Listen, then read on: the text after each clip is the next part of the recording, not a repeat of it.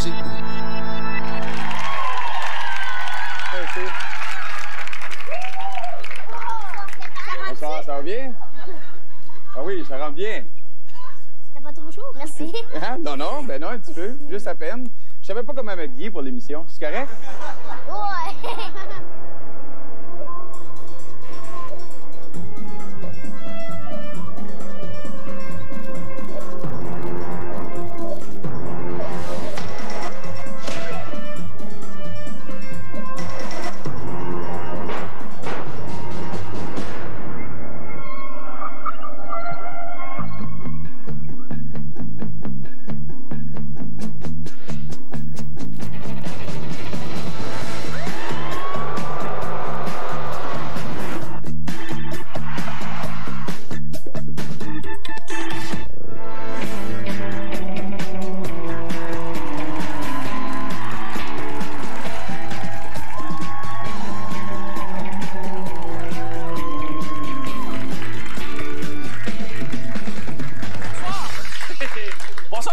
Merci, bienvenue à ici Louis-José Hood. Ce soir, je reçois Stéphane Rousseau. Ben, pas ici, là, il vient prendre une bière chez nous après. Si vous écoutez l'émission régulièrement, vous avez peut-être remarqué que j'ai des feuilles comme ça, j'ai des feuilles, des notes sur la table là, qui m'aident. Moi, ça me dérange pas que les gens voient un peu que j'ai des notes sur la table. C'est pas comme si, mettons, un caméraman faisait un gros plan de mon texte. Là.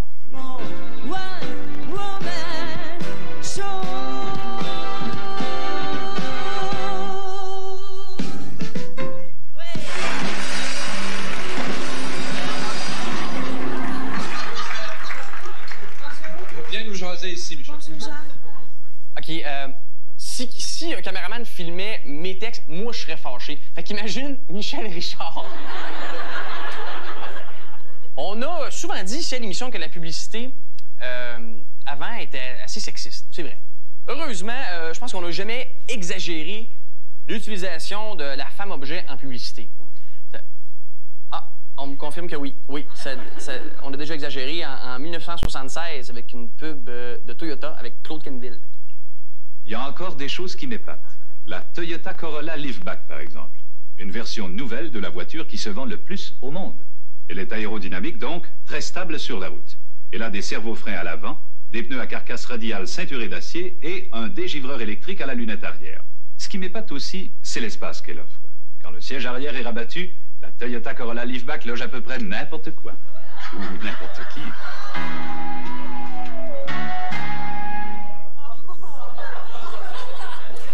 Loge à peu près n'importe quoi. Ou n'importe qui. Ça peut pas être n'importe qui. Je m'excuse. Pour lui demander, écoute, couche-toi une petite boule dans la valise avec le pique-nique. Pendant celle-là, je vais lui parler du monde important. Faut que tu la connaisses un peu, tu sais. Maintenant, on va aller voir une pub pas mal sexiste de La Bête Bleue en 1972 avec Gilles Latulippe.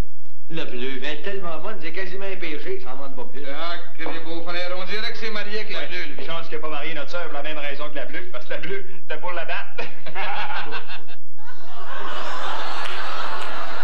Quel mauvais choix de gag!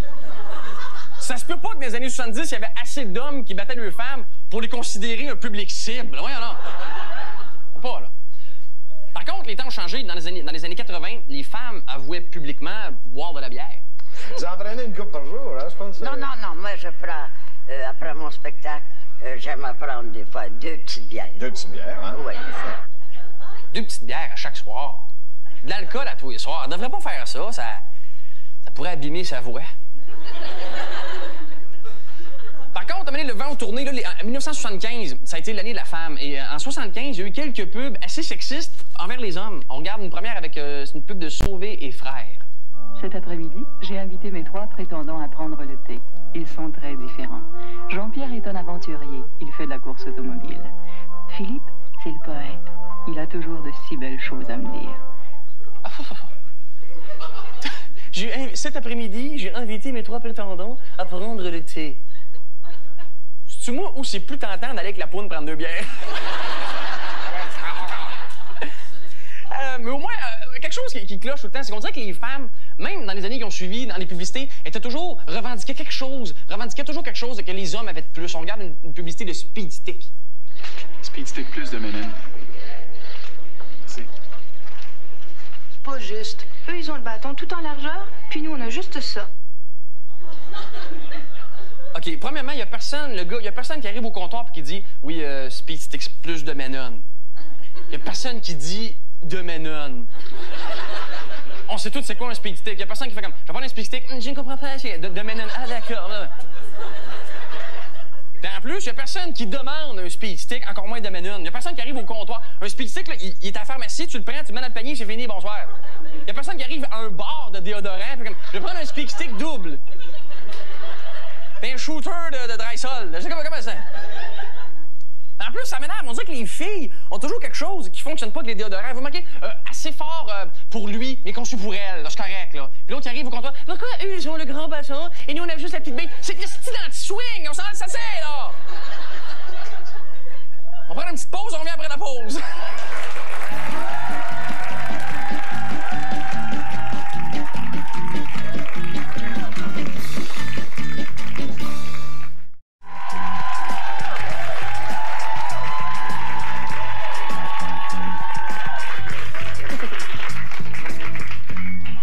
Ce soir, on va analyser en détail, avec douleur, ce qui a été peut-être le pire quiz diffusé à la télévision. Ça s'appelle Bravo. Ça a été enregistré en 1981, en plein été, à Trois-Rivières. S'il y en a qui se souviennent d'avoir écouté ça, on espère que ça va mieux maintenant dans vos vies, OK? On commence avec le générique.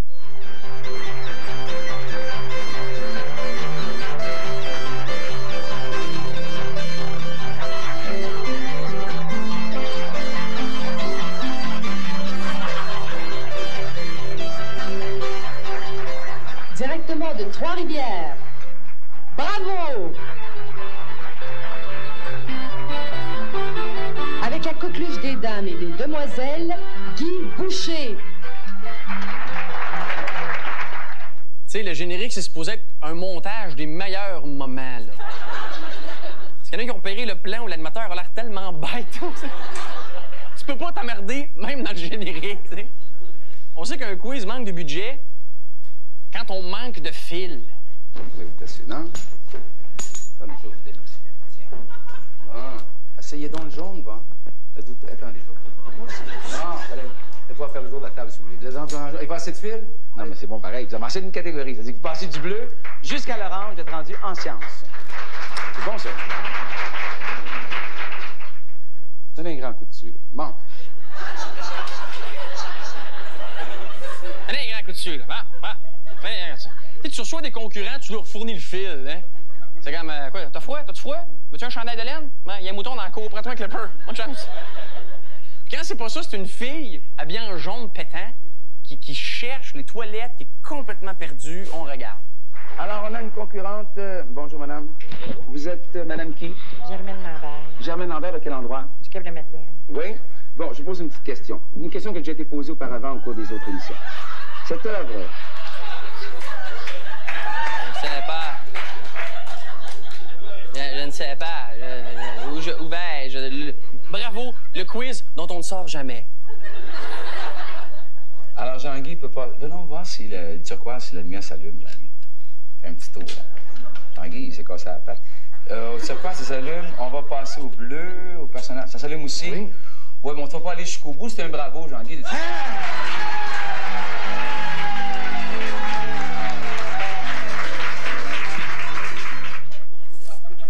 Tu sais, quand t'as pas assez de candidatures pour en trouver deux qui marchent, on va jouer l'extrait, OK? Alors, remarquez, il y a une voix d'homme dans le public qui crie trop, là, qui est trop dedans. C'est comme, ouais! Il est trop dedans, là, c'est bravo, là, comment? Ouais, mais on ne va pas aller jusqu'au bout, c'était un bravo, Jean-Guy.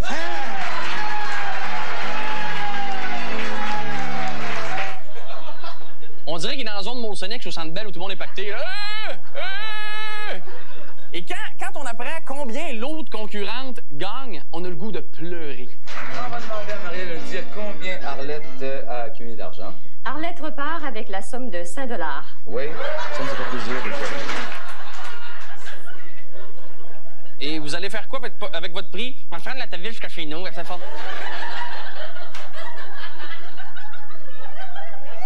pas nécessaire, c'est juste pour rire. Quand on apprend le montant de son prix. Même le gars qui crie trop, écoutez bien, même le gars qui crie trop, il fait comme... Arlette repart avec la somme de 5 $. Oui, ça nous a fait plaisir de faire. Merci. Et nous, on revient après la pause avec Stéphane Rousseau. Ouais!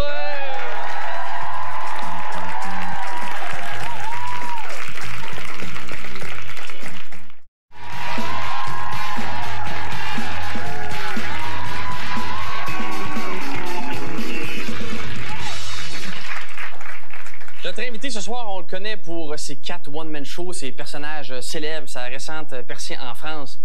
Mais on se souvient surtout de ses publicités de Sprite. J'ai découvert le merengue et y a un gars que j'ai rencontré. Mon côté Sprite l'a excité. Il a pas pu résister. Sprite, le seul à avoir ce super goût de l'émi-citron. C'est différent, spécial, comme vous. Moi j'aime ton côté Sprite. Mesdames, messieurs, Stéphane Rousseau.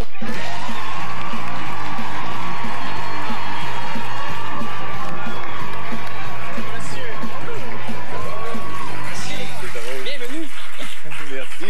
Merci, bonsoir tout le monde. Bonsoir. Stéphane. Bonsoir, Louis. Ce sont déjà des souvenirs, de beaux souvenirs. Oui, je me souviens de cette pub-là, moi. Oui, moi aussi, je m'en rappelle, ça a été ma première paye qui avait de l'allure.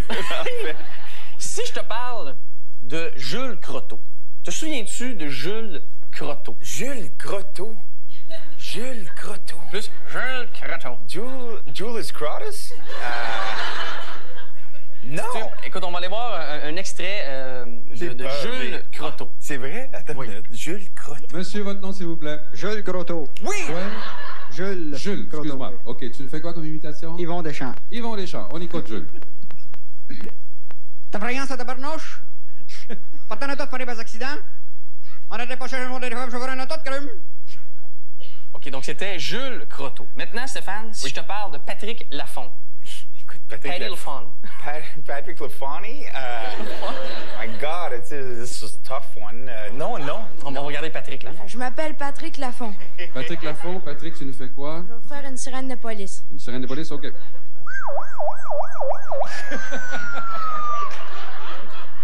Est-ce que tu te rappelles de ces charmants jeunes hommes, Mais Stéphane? écoute, je m'en souviens! J'espérais, je suis arrivé ici, j'ai dit d'un coup qu'ils ont un extrait d'Allô Boubou. Parce que je crois que c'est Allô Boubou. Oui, Allô Boubou. C'est la première émission que j'ai faite. Je suis rentré ici à Radio-Canada. À l'époque, je sais pas c'était en quelle année. En 83. 83. Et t'avais donc quoi, 16? J'avais 27 ans à l'époque. Non, j'étais tout jeune, 16 ans, peut-être quelque chose comme ça. Puis, ben oui, je me souviens de ce moment-là. J'avais fait un pot pourri d'imitation, je crois. Oui. Et on va le regarder. C'était court, c'était une courte prestation. C'était très court. Courte prestation, mais on la savoure. On continue. Voici un autre monsieur qui va nous donner son nom, s'il vous plaît. Anyways, cocotte, moi, c'est Stéphane Rousseau ou Douglas Léopold. J'ai beaucoup de tralala pour toi, mon petit. Oh, c'est too much, cocotte. Very wild. Anyways, il y a Michel Giroir qui a décidé de chanter une chanson de Diane Tell. Ah, si j'étais un homme. Too much, cocotte. Vraiment beaucoup de tralala, c'est inouï. Anyway, si vous avez des petits souliers ou des petites choses à faire arranger, j'ai rencontré un petit cordonnier à Paris. Il est vraiment too much, coco. Ça m'a coûté seulement pour les 2 talons $1200. C'est fantastique. Very wild, coco. Anyway, je te laisse. Ciao. C'était ça! Belle sortie, Bravo! C'était ça mon number? Sérieusement, c'était ça. On l'a regardé au complet et c'était ça. Mais tout le monde avait droit à 30 secondes. Ah, c'est ça, oui. Mais t'étais des plus solides. Mais c'était réussi. D'ailleurs, il y avait Paulo en arrière qui sautillait sur place. J'ai pas remarqué, Paulo était là. Paulo était co-animé. En fait, parrainait un peu ce concours-là d'imitation. Ah, c'est un grand moment de télévision, on se rappelle. Absolument. Le micro était un peu bas pour moi. T'as remarqué quand même la position. Et on le voit pas sur l'extérieur, mais t'avais le petit bottillon un peu country. Là, oui, toujours été assez tendance, merci. Oh my God! Est-ce que tu te souviens on va la regarder, si tu veux ensemble, on va aller regarder le dénouement. Non, j'ai peur. Le dénouement de la compétition, si tu le veux bien. D'accord. Moi, mon premier prix, écoutez, je vais vous donner mon avis, je sais pas si vous êtes d'accord. Ce que j'ai entendu de plus extraordinaire au niveau de la voix, des tics et du texte, c'est Yvon Deschamps. OK. Êtes-vous d'accord? $100 pour le monsieur qui Bravo. Fait que tu t'es fait clencher par Jules Croteau. Ça n'a pas de bon sens. Même le canard est arrivé avant moi, je pense. En fait, t'as vu la deuxième place. Ah, c'est extraordinaire. C'est comme un flash. C'est comme Back to the Future, un retour dans le temps. Ça, t'as pas ça à la maison? Ouais, j'ai gagné le deuxième prix, hein, je pense. Ex-aequo avec Patrick Lafont. Le bâtard. C'est vraiment ex-aequo. Ben, c'est moi qui avais montré. Donc, à un moment donné, la scène est devenue de plus en plus importante. À ce mouvement-là, je trouve que ça fait un peu sérieux. C'est beau, ça. Mais la scène est devenue importante. On comprend toute la métaphysique autour de ça. Dans ta vie. Oui. Et? Ben, c'est à ce moment-là que... Autour de 80, je crois, 13. J'ai déployé mes ailes et avec ton premier spectacle solo. Je te remercie. Maintenant. Oui. Grand succès, ce spectacle. T'as bien raison. On l'a pas fait. Et donc...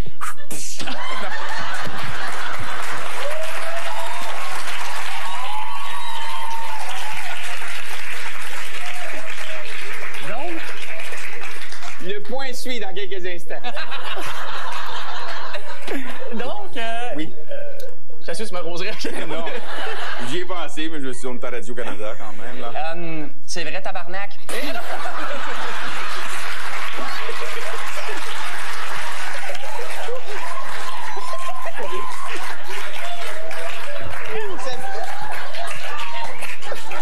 Regarde! Viens ça, laisse-moi pas tout seul, j'ai rien à faire! C'est bien énervant, ça. Je sais pas ce qui se passe. Donc, spécial, hein, télévision. Et tout ça à partir de ça, non? Ben oui, c'est à partir de même, ça. Faites ça dans vos parties. Faites ça, ça part un party, ça.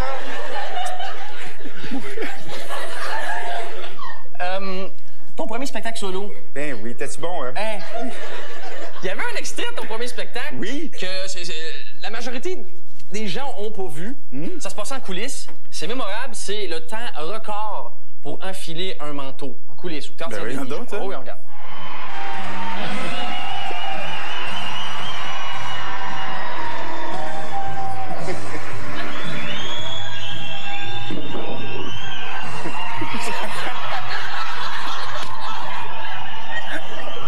My God!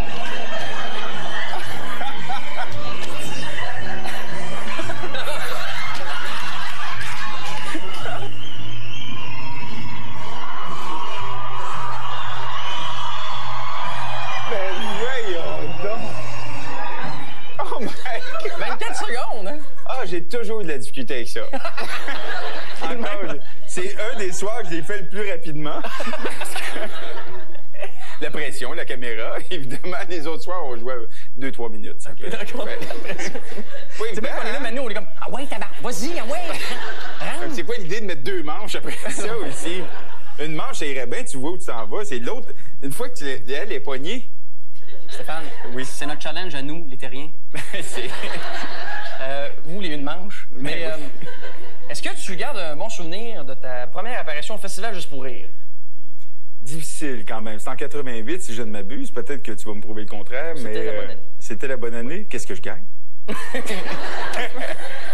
Non, mais c'était en 88. J'avais gagné ex-aequo avec Jean-Marc Parent cette année-là. Puis je présentais mon number. Mais c'était...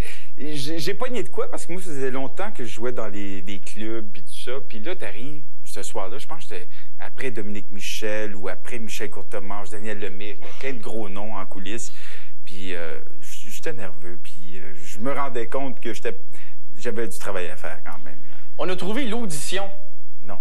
Qui étaient les auditions Juste pour rire, je pense. Ça devait être bon, Club ça. Soda ou quelque chose comme ça. Oui, surtout tes cheveux, d'ailleurs. Donc, oui. On va regarder un extrait de ton audition Juste pour rire en 1988. On s'est retrouvé dans l'excellent film de Rambo, c'est Sylvester Stallone. C'est les derniers 5 minutes du film, il parlait. Yeah! Regarde le stud après ça. Yeah! Des suces dans la neige, ça. On va se retrouver dans les derniers 5 minutes de First Blood. C'est Rambo qui parle avec son commandant. C'est triste que regarde, ça me touche au bidon. On y va.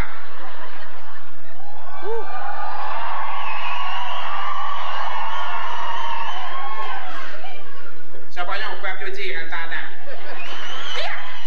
C'était c'était pas long comme changement de costume, hein? C'était assez rapide. C'était assez efficace. Ben oui, j'ai toujours été exhibitionniste. Oui, c'est ça. Ça a commencé tôt. Ça a commencé très tôt avant ça, parce que c'était pas filmé, parce que... Non, mais ça jouait rock and roll pas mal, parce que je jouais souvent dans les bars, moi, fait que je faisais des spectacles pour des gars sous la plupart du temps, fait que c'était assez trash. Mais quand même, ils ont dû t'aimer un peu, parce qu'on va avoir maintenant notre dénouement de la compétition. Ah, voyons. Au nom de mon scène, j'avais le plaisir de remettre à Stéphane Rousseau.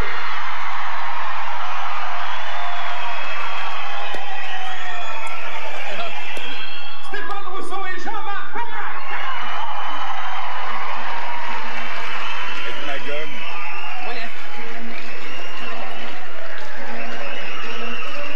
Ben, j'étais trash, mais j'étais drôle. Oui, voilà, ce fut le début d'une longue carrière. C'est intéressant de voir avec Jean-Marc les deux styles vestimentaires quand même assez différents. C'est assez spécial. Ben, t'es commandité au coton, Jean-Marc, et... Stéphane, merci beaucoup d'être dans l'émission. Avec plaisir.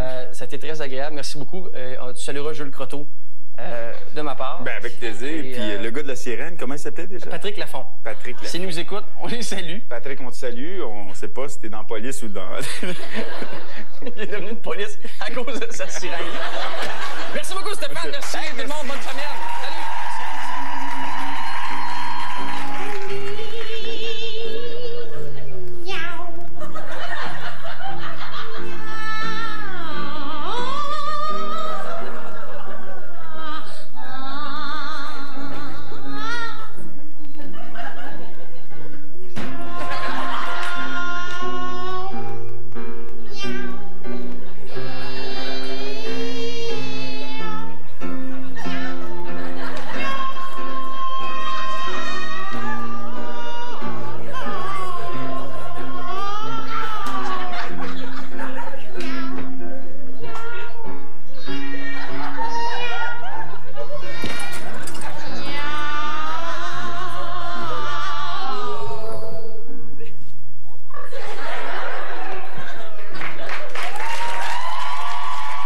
Yeah!